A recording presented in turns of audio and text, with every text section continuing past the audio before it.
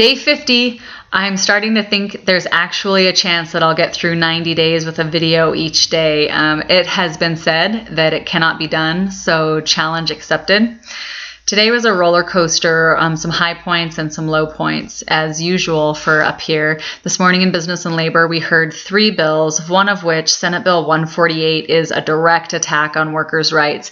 And all of the regular kind of villains and heroes were there. The champions of workers' rights, the IBEW, the plumbers and pipe fitters, the AFL-CIO, were there to testify against this bill, which guts the Wrongful Termination Act in Montana. And when one of the Republicans on the committee called on Keith Allen of the IBEW to say, union workers are exempt from this portion of the law because they're under a collective bargaining agreement. So why are you testifying against this bill? Why do you care about it? And I was so proud of the answer. He said, if you're not in a union, you have no one to stand up for you. And we're here to stand up and speak out and protect all workers' rights, union or non-union.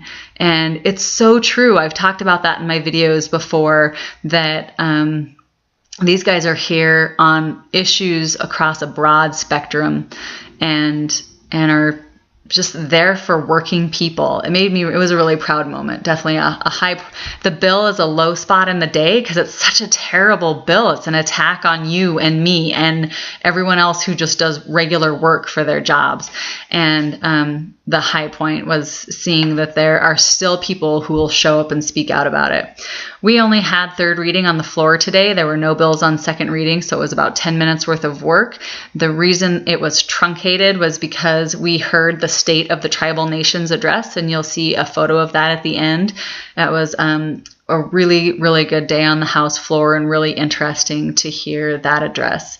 In Human Services, this afternoon, we heard Senate Bill 55, which kind of has a long history. There was a resolution passed and then a study done by an interim committee, and now passage of a bill through the Senate and hopefully through the House to make insurers cover routine care for patients who are in clinical cancer trials.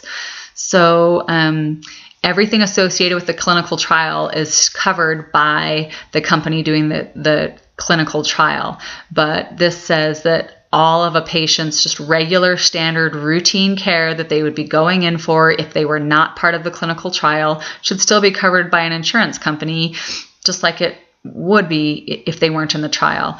And it doesn't sound like something that it should be hard to pass, but it was kind of a long time coming. And so you'll see a picture of the end of the team that was there to testify. And it's the first time I've heard anybody clap when a bill was passed, and also the first time in Human Services that we've had a hearing and then they've done executive action on the bill so that the people who were here to testify could actually see something get done. Normally in committee we hear the bill and then vote on it a couple days later. So that was definitely a high point. Former representative and former Senator Dan Harrington stopped by on the House floor to see me today, and I got to introduce him, to see all of us from Butte. And it's always nice to visit with him. He's my neighbor in the Uptown and just a good friend and mentor of mine. I was able to go to the governor's house this evening for a fundraiser and celebration for National Women's Day. There will be a mural installed in the Capitol depicting women. It will be the first painting that's been installed in a really long time. I can't remember what the year is, and it'll be one of very few pieces of art in the Capitol that actually depict women. I know it's hard to imagine, but most of the art up there is of men. And it will be dedicated next year in 2014, which will be the 100th anniversary of suffrage in Montana. And it's kind of an interesting way to end my week. Today's Friday, and on Monday, I stood on the House floor in our reenactment and read a letter from the Deer Lodge suffragettes. And then today on Friday, went to a celebration to make a donation to this mural that will celebrate suffrage and women in general. And there were a lot of really fantastic people, bipartisan event at the governor's house, one of whom was Montana Supreme Court Chief Justice Carla Gray. She was the first woman elected to serve as the Chief Justice of the Montana Supreme Court. And you'll see, I'll post a picture later of she and I together at this event. So a lot of good things happened today. I'm just not focusing on the really terrible bills that are still coming through. It's still an issue, but maybe it's just nice to have a positive video. So how about email or call the Business and Labor Committee about Senate Bill 148. It's really, really fun to go out and about and have people tell me we're watching these videos and we're paying attention and getting involved.